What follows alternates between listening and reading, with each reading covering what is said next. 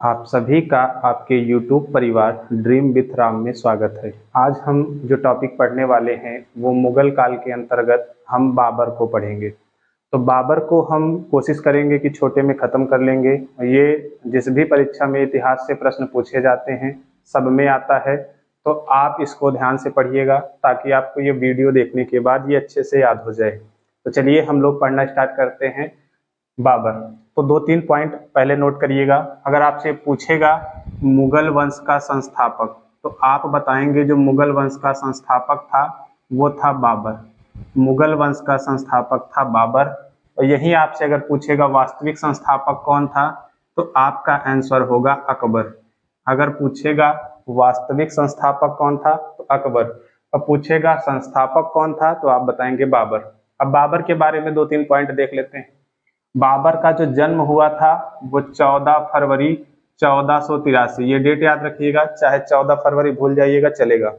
1483 को फरगना फरगना फरगना अभी वर्तमान में फरगना कहाँ था, तो ये फरगना था उज्बेकिस्तान में। उज्बेकिस्तान में था फरगना, और फरगना में बाबर का जन्म हुआ। आगे चलेंगे। इनके पिता का नाम था उमर शेख मिर्जा। ध्यान रखेंगे, इनके पिता जो थे उनका नाम था उमर शेख मिर्जा। और ये किस वंश के थे, तो याद रखेंगे ये तैमूर वंश के थे। इनके पिता जो थे ये तैमूर वंश के थे। और जो इनकी माता थी इनका नाम था कुतुलुग निगार खानम। कुतुलुग निगार खानम ये चंगेज के वंश की थी। तो जो बाबर था वो 2 वंश का खून था। पिता की तरफ से कौन था, तो तैमूर था, और माता की तरफ से कौन था, तो चंगेज था। तो इसके जो शरीर में खून था वो 2 वंश का था, ये आप ध्यान रखेंगे। आगे देखेंगे जो इसकी दादी थी इनका नाम था एहसान दौलत बेग। एहसान दौलत बेग इनकी दादी का नाम था। इन्हीं की वजह से इसको सारी जो इसका साम्राज्य मिला था, इन्हीं एहसान दौलत बेग की वजह से इसको पूरा साम्राज्य मिला था। आगे देखेंगे इसके 1483 देख रहे हैं, इसके 11 वर्ष के बाद आप 1483 में 11 ऐड करेंगे तो आप पहुंचेंगे 1494। तो 11 वर्ष की अवस्था में इनके पिताजी की मृत्यु हो गई। इनके पिता की मृत्यु के पश्चात उस समय बाबर की उम्र आप काउंट कर लीजिएगा 11 वर्ष के आसपास थी। 11 वर्ष की उम्र में बाबर जो है ये फरगना का शासक बन गया। इसको शासक बना दिया गया फरगना का। अब आगे बढ़ेंगे। फरगना, अब 2-3 पॉइंट नोट करेंगे बाबर के बारे में। बाबर हम पढ़ना स्टार्ट कर रहे हैं तो देखेंगे फरगना है क्या। अब यहाँ आ जाइएगा मैप में। ये मैप आपको दिखाई दे रहा है, ये हमारा भारत है, हमारा प्यारा भारत, सबसे प्यारा हमारा भारत है। देखेंगे ये इस भारत से हम देखेंगे इधर वाला हिस्सा देखेंगे, इधर आपको पता है ये पाकिस्तान, ऊपर ये जाएंगे तो अफगानिस्तान। तो अफगानिस्तान से इधर जब आएंगे तो अब आपको यहाँ उज्बेकिस्तान, तुर्कमेनिस्तान, कजाकिस्तान ये सारे मिल जाएंगे।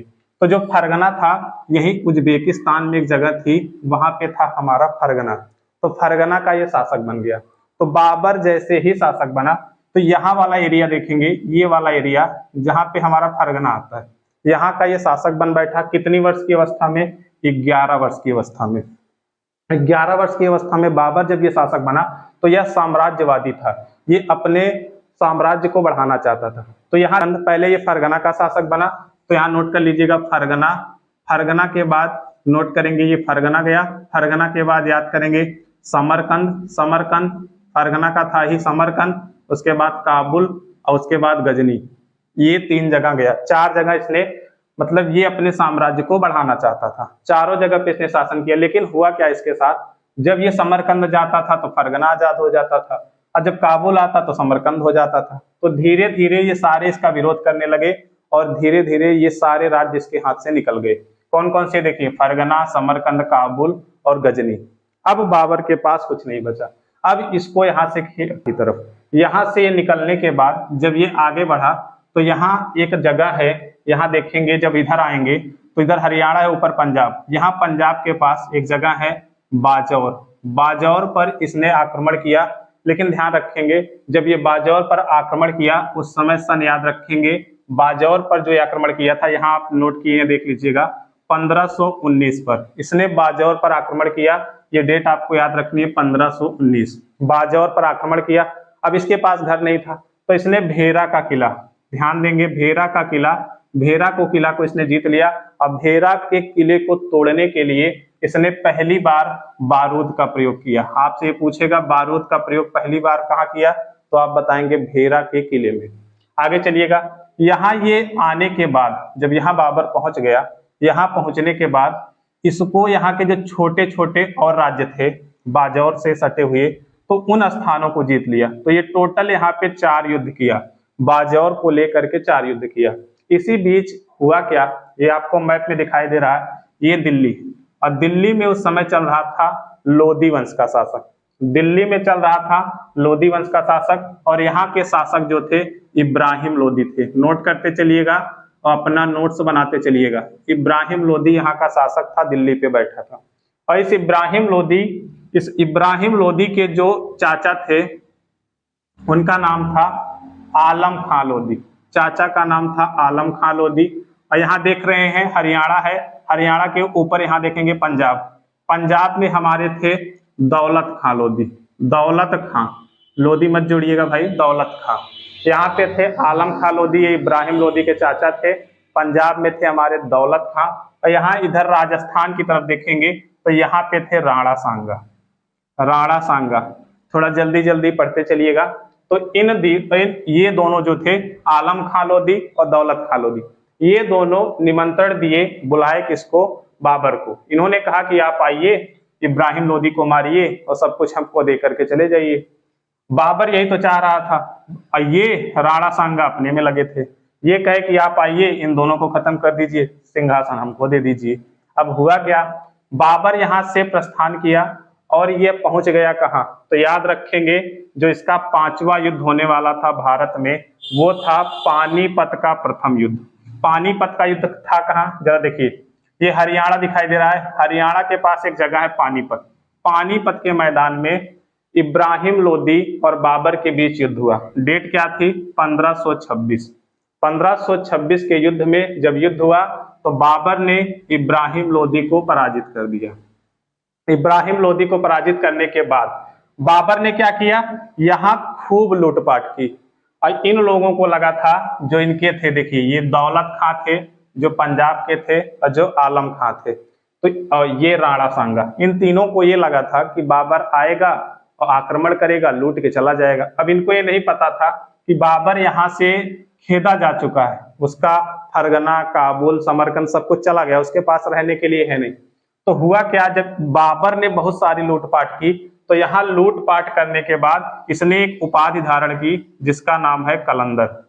इसने कलंदर की उपाधि धारण की, और बहुत सारे जो धन थे तो उसके उपलक्ष्य में इसने एक चांदी का सिक्का चलाया, काबुल के लोगों को एक एक सिक्का दिया, और इस सिक्के का नाम था शाहरुख सिक्का। याद रखेंगे, शाहरुख नामक सिक्का चलाया और लोगों में बांट दिया, काबुल के लोगों में। चलिए, अब इस युद्ध को जीतने के लिए 2-3 चीज पूछेगा। जब पानीपत का युद्ध हुआ था तो बाबर ने जो अपनी सेना बिछाई थी, ध्यान रखेंगे, तो सेना जो बिछाई थी तुगलमा पद्धति। तुगलमा पद्धति याद रखेंगे, देखिए इसी को कहते हैं हम उज्बेक पद्धति, और इसका दूसरा नाम है तुगलमा पद्धति। तुगलमा पद्धति है क्या, कि चारों तरफ से कुछ सेना यहाँ रहेगी, कुछ यहाँ रहेगी, ताकि दुश्मन को ये पता ना चले कि बीच में राजा कहाँ छिपा है। जैसे ये आगे चले जाएंगे, फिर ये आगे चले जाएंगे, फिर ये आगे चले जाएंगे, इसी को कहते थे तुगलमा पद्धति। ये तो था सेना को लगाया था। अब इसी में है, इसके साथ इसने तोप का उस्मानिया पद्धति अथवा रूमी पद्धति, यहाँ देखेंगे उस्मानिया पद्धति अथवा रूमी पद्धति, इस पद्धति में लगाया था। यानी जैसे यहाँ सेना है तो इसके बीच में एक तोप रख दिया, यहाँ सेना है तो इसके बीच में एक तोप रख, ऐसे करके लगाया था। इन तोपों को चलाने वाले इसके साथ 2 तोपची थे, जिनका नाम याद रखेंगे मुस्तफा और दूसरा लिखेंगे उस्ताद। ये 2 तोपची थे जो इसके तोप को चलाते थे। भाई तोप चलाने का भी एक क्राइटेरिया होता है कि निशाना सटीक बैठना चाहिए, तो ये दोनों उस्ताद थे, मुस्तफा और उस्ताद, ये दोनों इस तोप को चलाने वाले थे। तो ये युद्ध जीत लिया बाबर ने। और आपसे पूछेगा किस पद्धति का प्रयोग किया, तो याद रखेंगे तुगलमा, और दूसरा याद रखेंगे तोप में उस्मानिया पद्धति अथवा रोमी पद्धति, और इसको कहते हैं उज्बेक पद्धति। और उपाधि कौन सी धारण की, कलंदर। और किस वंश का अंत कर दिया, तो याद रखेंगे यहाँ लोधी थे तो इब्राहिम लोधी का या लोधी वंश का अंत कर दिया, और भारत पे जो राज हो गया वो हो गया बाबर का। अब समस्या हुई क्या, अब इनको लगा, जो राणा सांगा थे, राणा सांगा को लगा कि अब तो ये चला जाएगा, लेकिन जैसे ही यह युद्ध जीता तो बाबर के मन में ये इच्छा हुई कि उसको भारत में बसने की इच्छा हुई। और जैसे ही ये बात बाबर ने ये राणा सांगा से कही तो राणा सांगा ने क्या किया, इनके खिलाफ युद्ध कर दिया। तो दूसरा युद्ध देखेंगे 1527 का जो खानवा का युद्ध हुआ था। इस युद्ध में खानवा है कहाँ, देखिए ये दिल्ली है, दिल्ली के नीचे आएंगे आगरा, और आगरा इधर जयपुर की सीमा से सटा हुआ है, बीच में आगरा के पास ही है, जयपुर से सटा हुआ है हमारा खानवा। तो खानवा के युद्ध में राणा सांगा आ गए, और राणा सांगा का साथ देने के लिए इब्राहिम लोदी का भाई था, इब्राहिम लोदी का भाई था, इब्राहिम लोदी का भाई यह भी इनके साथ आ गया, इब्राहिम लोदी का भाई। और याद रखेंगे ये जो चंदेरी देख रहे हैं, आगरा के इधर नीचे आएंगे, मध्य प्रदेश से सटा हुआ है हमारा चंदेरी, तो चंदेरी के राजा भी इसमें शामिल हो गए। तो तीन लोग इसमें आ गए थे। और इब्राहिम लोदी का जो भाई था उसका नाम क्या था, तो उसका नाम था महमूद लोदी, याद रखेंगे। और चंदेरी के राजा थे मेदिनी राय। 2-3 लोग इसमें आ गए थे। तीनों लोग ये खानवा के युद्ध में नेतृत्व कर रहे थे राणा सांगा की तरफ से। तो राणा सांगा की तरफ से नेतृत्व कर रहे थे, तो बाबर को ऐसा लगा कि अब वो तो हार जाएगा।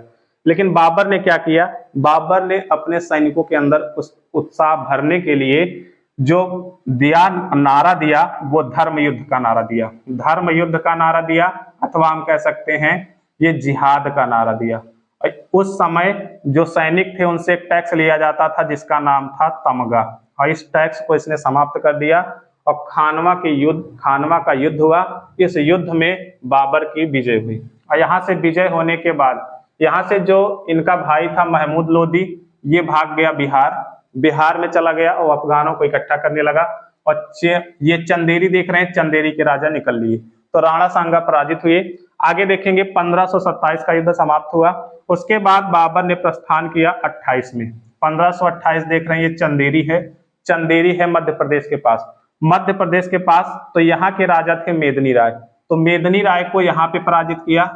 मेदिनी राय को यहाँ पे पराजित करने के बाद अब बचा बाबर का अगला टारगेट। कौन बचा था, जो ये भाग गए थे महमूद लोदी, तो ये चले गए थे अफगानों को इकट्ठा करने। तो यहाँ ये अफगानों को इकट्ठा भी कर लिए थे। तो जो अगला युद्ध हुआ, अगला देखेंगे चंदेरी के युद्ध के बाद जो अगला युद्ध हुआ 1529 में, ये युद्ध हुआ था घाघरा का युद्ध। उस समय घाघरा कहाँ था, तो घाघरा था ये बिहार और यूपी के बॉर्डर, देखेंगे इधर बिहार है, इधर आएंगे तो उत्तर प्रदेश है, बिहार और उत्तर प्रदेश के बॉर्डर पे हमारा है घाघरा। तो घाघरा नदी के तट पर युद्ध हुआ, किसके किसके बीच, तो एग्जाम में आपको अफगान देगा तब भी सही है, और नहीं तो महमूद लोदी देगा तब भी सही है। तो दोनों में से आपको जो मिलेगा वो लगा दीजिएगा, दोनों साथ कभी नहीं देगा। तो महमूद लोदी ने इकट्ठा किया, तो यहाँ पे पराजित किया था महमूद लोदी अथवा अफगान को, किसने, बाबर ने। तो बाबर ने ये 4 युद्ध लड़े भारत में। उसके पहले भारत में एंट्री करने से पहले भारत में इसका ये 5वां युद्ध था। छोटे छोटे ये 4 युद्ध जीत चुका था।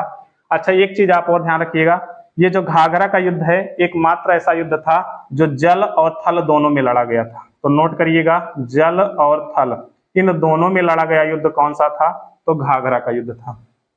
इन सबको पराजित करने के बाद बाबर ने क्या किया, तो बाबर देखिए ये खानवा के युद्ध में गाजी की उपाधि धारण की थी, यहाँ कलंदर की उपाधि धारण की थी, कलंदर जब पानीपत का युद्ध जीता था। तो एक उपाधि इसने और धारण की थी, वो याद रखेंगे बादशाह की उपाधि। तो 3 उपाधियां इसकी आपको याद रखना है, कलंदर, बादशाह और गाजी। ये सब याद हो गया होगा। तो आगे बढ़ते हैं 1530 में, कहते हैं कि इसका जो बेटा था, तो इसके 4 पुत्र याद रखिएगा जो जीवित, लिखेंगे हुमायूं, दूसरा लिखेंगे कामरान, तीसरा लिखेंगे हिंदाल और चौथा लिखेंगे अस्करी। और इसकी एक बेटी थी, वो आपको याद रखना था। बेटियां थी 3-4, वो आपको याद नहीं करना है, जो एग्जाम की दृष्टि से आपको इंपॉर्टेंट है वही ध्यान रखना है। तो इसकी बेटी का नाम था गुलबदन बेगम, गुलबदन बेगम, ये इसकी बेटी थी। बाद में इसी गुलबदन ने चल करके आगे लिखा है हुमायूं नामा, ये आपको एग्जाम में कई बार पूछता है हुमायूं नामा, ये गुलबदन बेगम ने लिखा है। इसके प्रारंभिक भाग में बाबर की चर्चा है और दूसरे भाग में हुमायूं की चर्चा है। तो ये हुमायूं की बहन थी। तो इनके भाई को याद रखेंगे, हुमायूं, कामरान, हिंदाल, अस्करी। बाबर क्या करता था, हुमायूं को बहुत मानता था। तो कहा जाता है कि एक बार हुमायूं बीमार हुआ था, तो बाबर ने अल्लाह से प्रार्थना की थी कि आप उसकी बीमारी को हमें दे दीजिए, बल्कि उसके बदले में हमारे बेटे को सही कर दीजिए। तो ऐसा माना जाता है। उसके बाद से बाबर बीमार हुआ और 1530 में इसकी मृत्यु हो गई। तो जब इसकी मृत्यु हो गई तो इसको आगरा में आराम बाग में इसको दफनाया गया, आराम बाग में दफनाया गया। आगे चलेंगे, अगर ये पूछेगा कि अब वर्तमान में इसका मकबरा कहाँ है या कहाँ पे इसको दफनाया गया है, तो अब इसको लाया गया है, अब यहाँ से इसको लाया गया है काबुल, काबुल में अब इसका मकबरा। पहले कहाँ था तो आप बताएंगे आगरा, अब वर्तमान में पूछेगा तो आप बताएंगे काबुल। देखिए इसकी आत्मकथा का नाम नोट करिएगा, आत्मकथा का नाम है तुजुक ए बाबरी। ये ध्यान रखेंगे, ये कई बार एग्जाम में पूछा है और किस भाषा में है, तो ये तुर्की भाषा में। आगे चलिएगा, बाबर ने एक पद्धति का आविष्कार किया था, ये भी कई बार एग्जाम में पूछता है, जिसका नाम है मोइबियान पद्धति। इसका आविष्कार किया था, ये चारबाग पद्धति के नाम से फेमस है, इसी का दूसरा नाम है मोइबियान पद्धति। अब मोइबियान पद्धति है क्या, तो बाबर ने जो नहर थी उसको ऐसा सेट किया था कि जब नहर में पानी आता था तो जो बाग में पानी जाता था वो हर जगह पहुंच जाता था। यानी एक जगह पानी डाला जाएगा, नहर में पानी डाला जाएगा, तो जो बाग थी वो ऐसे गई थी कि हर जगह उसका पानी पहुंच जाता था। तो ये हो गए, देखिए ये सब अब आपको याद हो गए होंगे। इसी से प्रश्न पूछता है, यही आपको ज्यादा ध्यान रखने हैं, बस इसी से आपका काम हो जाएगा। अगर बाबर से पूछेगा तो आप कर ले जाएंगे। अब देखिए अब इसकी ट्रिक क्या है, अब 2-3 ट्रिक आप शायद सीखे होंगे। जैसे आपसे पूछेगा तो ट्रिक क्या है, जैसे बाबर का आपको याद करना है तो याद कर लेंगे, बाबर आया, पान खाया, उसके बाद लिखेंगे चबाया, फिर उसके बाद लिखेंगे घर गया, फिर उसके बाद लिखेंगे मर गया। इतने पॉइंट हो गए। अब इससे याद क्या करेंगे, देखिए आया पान खाया तो पान से ले लेंगे अपना पानीपत, ये सब आपको याद होगा। देखिए यदि हम आपको नई ट्रिक कुछ बताएंगे, यदि आप पहले से याद किए हैं तो सबसे अच्छा काम आपका है जो आप याद किए हैं उसी को याद रखिए, नहीं तो आपका ये भूल जाएगा। हाँ बस हमारे कॉन्सेप्ट को ये देखिए जो हम आपको बताएं। बाकी अगर आपको बाबर से रिलेटेड कोई ट्रिक आपको पहले से याद है तो आप उसी को कायम रखिए, अगर नहीं याद है तो इसको लिख लीजिएगा। पान का हो जाएगा पानीपत, और दूसरा लिखेंगे देखिए खाया सा हो जाएगा खानवा, आगे बढ़ेंगे चबाया से हो जाएगा चंदेरी, घर से हो जाएगा घाघरा, और उसके बाद मर से हो जाएगा मर गया।